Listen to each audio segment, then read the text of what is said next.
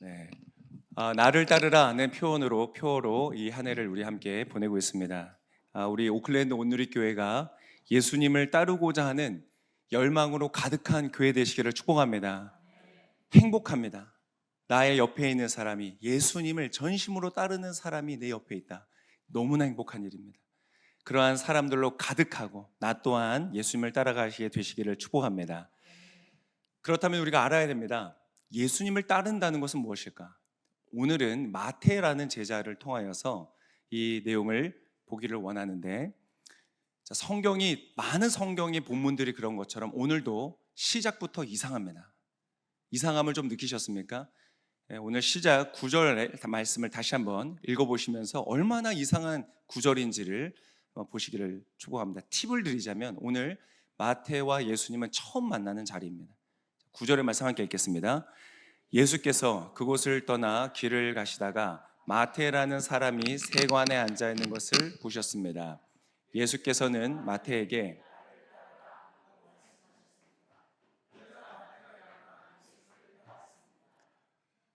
이상을 느끼셨습니까?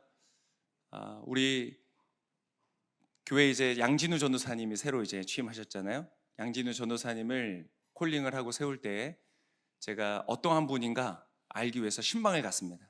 가서 제가 이게 지금 인터뷰라는 언급 전혀 없이 어떤 분이신가를 면밀하게 살폈습니다.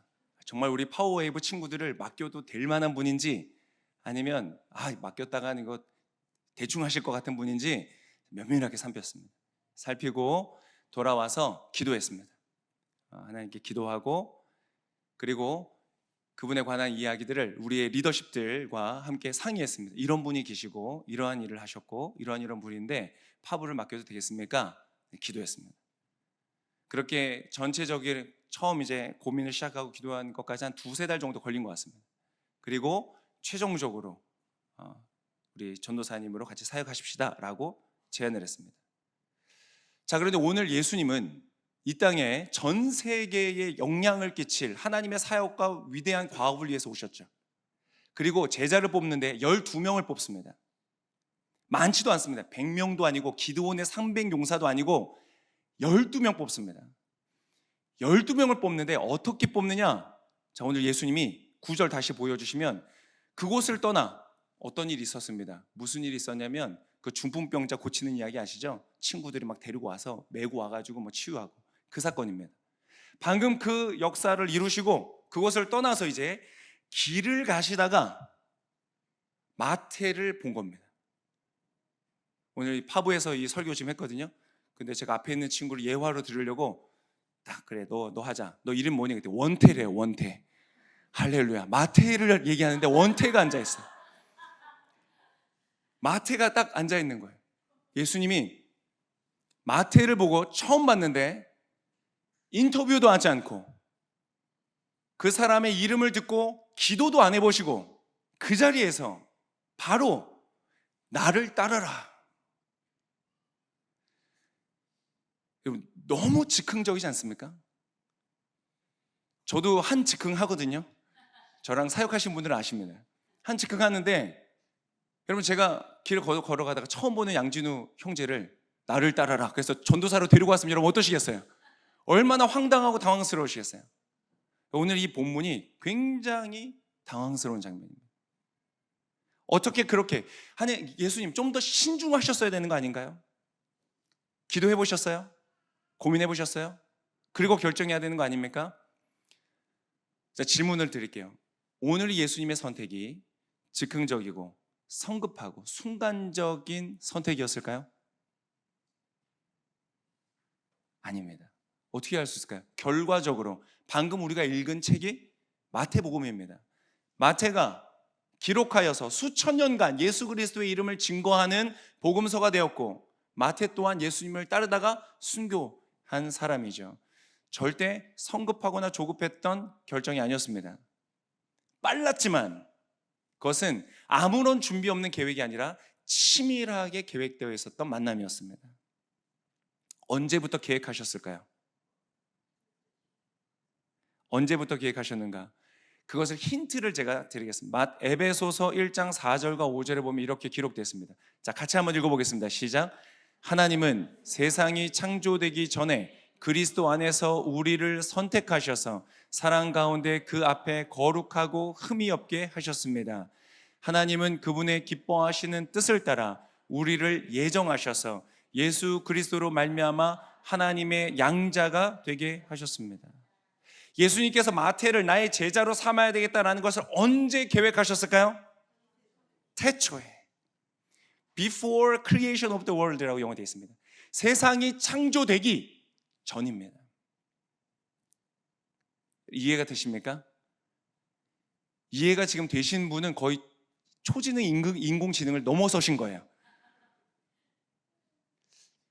굉장히 어려운 이야기지만 이것은 신학적으로 제가 만들어낸 얘기가 아니라 신학적으로 이미 정리가 됐습니다. 종교개혁을 통해서 존 칼빈이 성경의 권위를 회복하고 신학적 교리를 세운 것이 바로 예정설이라는 것입니다. 하나님은 우리를 선택하셨다. 언제요? 세상이 창조되기 전에. 사랑하는 성도 여러분, 믿으시기를 축복합니다. 하나님은 여러분을 선택하셨습니다. 언제요? 태초에. 지금 여기 이 자리에 앉아 계신 분들은 우연인 것 같죠? 그냥 어쩌다가 많은 교회 중에 내가 그냥 선택했고, 내가 선택한 교회, 내가 선택한 주일, 내가 선택한 예배에 나와서 이 설교를 듣고 있다고 생각하시죠? 틀렸습니다. 주님이 택하셨습니다. 마태가 지금 그날 그 자리에 앉아서 예수님을 만났던 것은 우연히 일어난 일이 아닙니다. 하나님의 예정 가운데 있었던 일입니다. 그럼 질문이 생깁니다. 무슨 질문이냐? 그러면 나의 선택은 무엇입니까? 하나님이 나 선택하셨으면 나는 뭘 해야 되나요? 내가 다른 사람에게 복음을 전하는 것이 의미가 있나요? 이미 그 사람을 구원하시기로 선택하셨으면 구원하실 것이고. 이런 질문이 당연히 오죠. 그래서 마치 예정설이라는 것은 인간의 자유의지를 침해하는 것처럼 보입니다. 실제 그런 요소가 있습니다. 다른 종교에도 비슷한 개념이 있습니다. 예를 들면 힌두교의 카르마라는 것이 있죠. 업보라는 게 있습니다. 지금 내가 이 모양으로 사는 것은 이미 정해진 일입니다. 왜요? 전생에 내가 지금 태어나기 전에, 지금 이전의 삶에서 내가 어떠한 일을 했느냐, 착하게 잘 살았으면 지금 나는 행복하게 잘 살 것이고, 그때 잘못 살았으면 지금은 비극적으로 사는 겁니다. 그러니까 내가 지금 비극적으로 사는 삶을 그렇게 극복하려고 노력할 필요가 없는 겁니다. 노력할 수도 없는 겁니다. 왜요? 카르마로 정해진 것이기 때문에. 운명론적인 그런 결정론을 믿는 겁니다. 그래서 내가 노력할 게 없습니다. 별로. 이 삶을 벗어나기 위해서. 그래서 우리나라와 같은 그러한 한강의 기적, 잘 살아보세요, 이게 잘 안 되는 겁니다. 이슬람에도 비슷한 게 있습니다. 정명론이라는 것이 있는데 저도 정확하게 이해 못합니다. 저도 그냥 읽어서 아는 정도인데, 신인 알라가 사람을 창조하고 사람이 행동할 행위까지 창조했다고 합니다. 거기서의 가르침은 사람은 뭐냐? 그 행위 중에서, 이미 결정되어진 행위 중에서 하나를 선택하는 것이다, 이렇게 가르친대요. 모든 것들이 하나님이 이 세상을 운영하시는 방식의 가짜품들일 뿐입니다. 모조품들일 뿐입니다. 아닙니다. 여러분, 기독교는요, 하나님은 인간을 완전히 자유로운 존재로 창조하셨다고 말합니다. 저와 여러분은 완전한 자유가 있습니다. 여기 앉아서 예배를 드리실 수도 있고, 여러분이 불교에 가서 절에 들어가거나 이슬람 사원을 들어가거나 무신론자로 살거나 어느 누구도 그것을 강요하거나 강압할 수 없고 여러분이 선택하실 수가 있습니다. 하나님은 인간의 완전한 자유를 주십니다. 아니, 그러면 목사님 미리 정하셨다며요. 그건 어떻게 가능한가요? 가능합니다. 100% 하나님의 예정과 섭리와 인간의 100% 자유의지가 같이 가능합니다. 어떻게 가능할까요? 하나님이시기 때문에 가능합니다. 저와 여러분은 이해가 안 되죠? 지금 하나님 앞에서는 그것이 가능합니다. 그래서요, 오히려 이 기독교의 진짜 진리가 말하는 예정설은요, 인간의 자유를 침해하지 않고 오히려 보존합니다.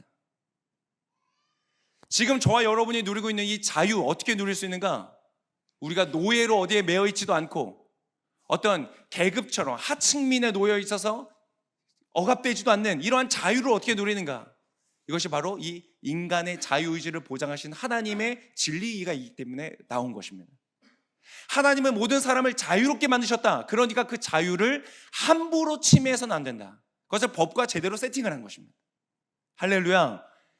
여러분, 이 축복을 누린 사람 많지 않습니다. 아까도 말했지만 힌두교, 인도만 가도 계층이 있습니다. 억압되는 사람들이 있습니다. 그럼 나는 높은 지위에 있어서 억압되는 자리에 없으니까 나는 괜찮다 생각할 수 있을까요? 아니요. 그 사람은 그 가운데에 나중에 하나님 앞에 진리가 드러날 때 자기가 얼마나 소중한 것들을 얼마나 함부로 대했는지를 생각하고 그 가치를 몰랐다는 것을 땅을 치며 이를 갈며 슬피 울음이 있을 것입니다. 이렇게 하나님은 신비로운 분이십니다. 오늘 하나님은 이 마태를 부르신 것이죠. 사랑하는 성도 여러분, 오늘 여러분이 이 자리에 와 있는 것은 하나님의 놀라운 섭리 가운데 예정하셔서 오신 것을 믿으실 수 있기를 축복합니다. 마태는 그것을 알았습니다. 그래서 마태가 어떻게 했을까요? 벌떡 일어나서 예수님을 따르기 시작했습니다. 오늘 원태랑은 그거 같이 했거든요. 제가 딱 지나가다가 나를 따르라 그러면 원태가 와서 따라와고 했어요. 혹시 태자로 끝나시는 분 계시나요? 네. 박상태 집사님 어디 계세요? 이상하지 않습니까? 마태는, 자, 예수님은 알았어요. 하나님의 섭리를. 그래서 오늘 처음 마태를 봤지만 그 안에 계신 성령께서 바로 이 사람이 너의 제자라는 것을, 하나님이 택하신 자라는 걸 알려주셨어요. 그래서 부르셨습니다. 마태는 어떻게 그것을 대답했을까요? 마태는 어떤 갑자기 알지 못하는 어떤 감동이 갑자기 솟구쳤을까요? 어디서 오는지 알지 못하는, 그렇지 않습니다. 마태는 우리가 이렇게 상상해 볼 수 있습니다. 유진 피터슨 목사님이나 톰 라이트 같은 유명한 이 저명한 기독교의 학자들은 이렇게 해석을 합니다. 마태는 유대인이었죠. 근데 세리였습니다. 세리는 우리나라로 말하면 친일파 같은 지배국인 로마에 붙어서 이 세금을 착취하고 또 정해진 세금 이상으로 걷어서 자신의 부수익으로 삼는 그러한 존재들이었습니다. 그러니까 늘 조롱받고 비난받고 따돌림 당하는 그러한 존재였습니다. 톰 라이트는 유령과 같은 사람이었다. 사람이었지만 사람이 아니고 사람들로부터 유령 취급을 받는 그러한 존재였다라고 말합니다. 그러니까 그 마음 안에 늘 고통이 있었던 거예요. 마태는 아마 그런 면에서는 선한 사람이었던 것 같아요. 그래서 대신 돈을 버는 것으로 만족하지 않고 유대인이지만 이러한 세리의 역할을 하면서 비난을 받고 따돌림 당하는 것에 대한 심한 마음의 고통이 있었던 것으로 추측이 됩니다. 그가 세관에 앉아 있었어요. 이 세관은 길에 있는 세관이었어요. 아마도 길을 지나가는 사람들에게 통행세를 걷든지 어떤 세금을 밀린 사람을 알아보고 그 사람을 잡아서 세금을 걷는 아마 그런 역할이었을 거라고 봅니다. 세관에 앉아서 세금을 걷고 있는데 소문이 들린 거예요. 예수님이 근처에 오셨다는 거예요. 구원자다, 다윗의 자손이다, 죽은 사람도 살린다, 이러한 기적을 베푼다는 메시아라고 불려지는 분이 이 근처에 오셨다는 거예요. 그분을 만날 수도 있겠구나. 그분이 내 앞을 지나가실 수도 있겠구나. 그분이 나를 보면 뭐라고 하실까? 긴장합니다. 이 소설적 상상력을 가지고 이 학자들이 얘기합니다. 나를 보고 혹시 고개를 돌리고 마치 못 볼 것을 본 것처럼, 바리새인들이 하는 것처럼, 서기관들이 하는 것처럼, 제사장들이 하는 것처럼 혀를 차면서 아유 저런 쓰레기 같은 인간 하고 똑같이 나를 멸시하며 지나가실까? 나를 바라보시면서 너는 유대인으로 왜 세리의 삶을 살아가느냐? 너는 부름을 받은 자로서 왜 이러한 세속적인 삶을 살아가느냐? 나를 바라보시면서 정죄하진 않으실까? 긴장하고 두려워하는 거예요. 만약 그분마저 나에게 그렇게 말한다면 이 사람이 설 자리는 없는 거예요. 가난하고 힘들고 어려운 사람들을 안아주고 돕는다는 그 예수님이 과연 나에게는, 세리인 나에게는 뭐라고 말씀하실까? 긴장하고 있는데 예수님이 오신다는 거예요. 무수히 많은 사람들이 예수님이 뒤를 따라서 막 걸어오는 거예요. 예수님이 걸어오시다가 자신과 눈이 마주칩니다. 마태는 너무나 긴장하는 거예요. 과연 나에게 뭐라고 말씀하실까? 그때에 예수님이 말씀하십니다. 나를 따르라. 마태는 그 순간 알았습니다. 이 부르심이 자신이 가진 모든 것을 다 버리고 쫓아도 아깝지 않은, 나쁘지 않은 거래라는 것을 알았어요. 여러분 세리니까 계산이 빠르지 않았겠어요? 이것은 놓칠 수 없는 것이다. 마치 밭에 묻힌 보화를 발견하고 집에 돌아가서 전 가산을 팔아서 그 밭에서 사는 것처럼 이 사람은 자신의 모든 직업, 경제적으로 안정적이고 로마의 지배 아래서 아주 안정적일 수 있는 그 모든 것을 버리고 예수님을 따기로 한 것입니다. 사랑하는 성도 여러분, 예수님을 믿으십니까? 지금 이 자리에 와 있는 것이 우연이 아니요 하나님의 섭리 가운데 주님의 택하심 아래 뉴질랜드 오클랜드에 온누리교회에 지금 앉아서 이 설교를 듣고 있다는 것을 믿으십니까? 오늘 그러면 주님의 부르심 앞에 여러분 어떻게 반응하시겠습니까? 주님이 여러분에게 말씀하십니다. 나를 따르라. 여러분, 이것은 100% 여러분의 자유의지입니다. 마태 거부할 수 있었습니다. 불안한데요? 두려운데요? 내가 이 지금 직장 다 놓치면 내 앞으로 뭘 먹고 살아야 될지 걱정되는데요? 주님, 저는 그만하겠습니다 라고 돌아선 사람 많습니다. 너의 가진 모든 것을 다 팔아서 가난한 삶 해주고 너는 나를 쫓으라 라고 말했던 부자 청년 어떻게 했습니까? 너무 좋긴 한데 그런 것 같긴 한데 그 정도 리스크를 걸 정도는 아닌 것 같아요. 돌아갔습니다. 여러분, 여러분의 자유의지입니다. 여러분 어떻게 하시겠습니까?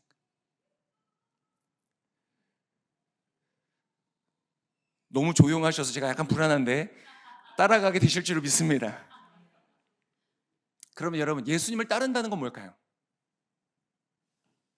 예수님을 따른다는 의미는 종교적인 활동을 열심히 하는 것을 말하지 않습니다.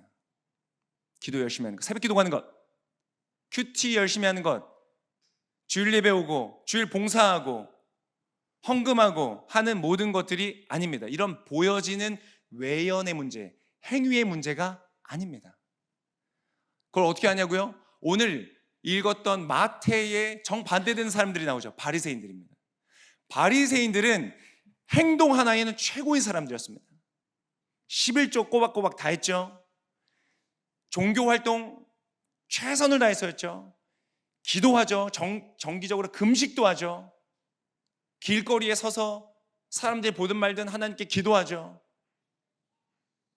밥 먹을 때 사람들이 나를 뭐라고 쳐다보는 상관없이 기도하는 사람이었죠. 외연으로 봐서는 가장 거룩해 보이는 사람이었습니다. 저도 약간 그럴 때 있습니다. 저 약간 이렇게 좀 쉬고 이렇게 머리를 식힐 때 게임 방송 보거든요. 스타크래프트 혹시 아세요? 그거 이렇게 하는 재밌는 친구 하나서 제가 가끔 봅니다. 그걸 제가 보다가 혹시 성도님이 그걸 보실까 봐 걱정될 때가 있어요. 이거 보시면 내가 이거 게임 방송 보고 있는 거 보면 날 뭐라고 생각하실까? 그런데 여러분, 바리새인들은요 다른 사람들에게 보이는 면에 있어서는 완벽한 사람이었어요. 스타크래프트 방송을 안 봤습니다. 원래 적어도 다른 사람 볼 때는. 그런데 여러분, 그 사람들은, 오늘 이 바리새 사람들은요 오늘 칭찬받는 사람들이 아닙니다. 오히려 예수님의 책망을 받는 사람들이었어요. 책망이 어디에 나오느냐? 13절의 말씀에 있습니다. 같이 읽겠습니다. 13절 시작. 너희는 가서 내가 원하는 것은 제사가 아니라 자비다 하신 말씀이 무슨 뜻인지 배워라. 나는 의인을 부르러 온 것이 아니라 죄인을 부르러 왔다.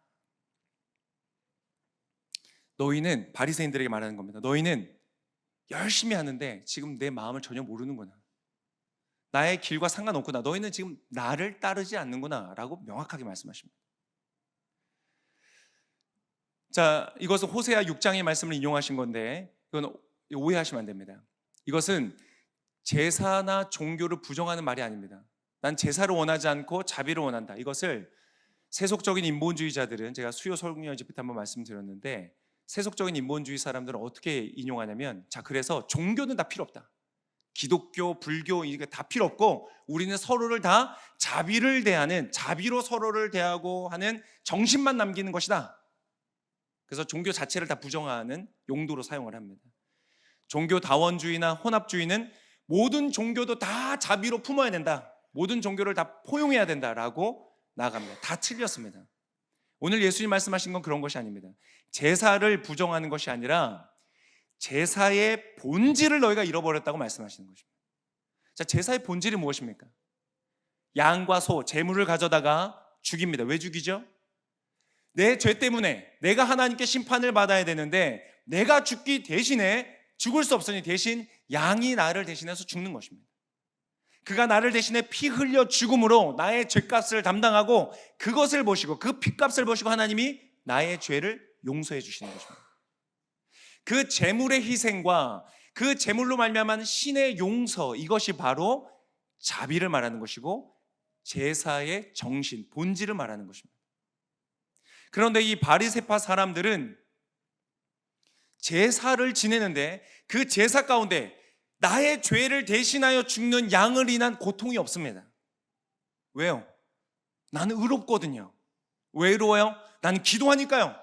큐티 보니까, 주일 예배드리니까, 그리스도인이라는 이름을 달고 있으니까 나는 그렇게 재물이 필요 없는 거예요. 그래서 그의 제사에는, 그의 예배에는 감사가 없습니다. 요구가 있어요. 하나님, 내가 이렇게 했습니다. 이만큼 했습니다. 그러니 이 사람들에게는 무엇이 있는가? 또 밖에 나가서 자비가 없습니다. 11절에 보면 바리새파 사람들이 이런 모습이 나타나죠. 11절의 말씀 함께 읽겠습니다. 시작. 이것을 본 바리새파 사람들이 예수의 제자들에게 물었습니다.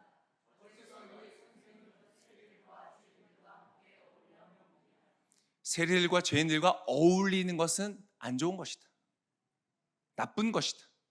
그들은 자신들을 분리시킴으로써 자신들의 기득권을 세웠습니다.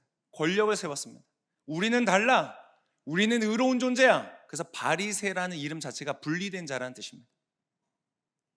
다른 사람을 보며 아우, 저 사람은 저게 문제야. 저 사람은 저런 게 형편없구만. 저 사람은 나한테 이런 걸 배워야 돼.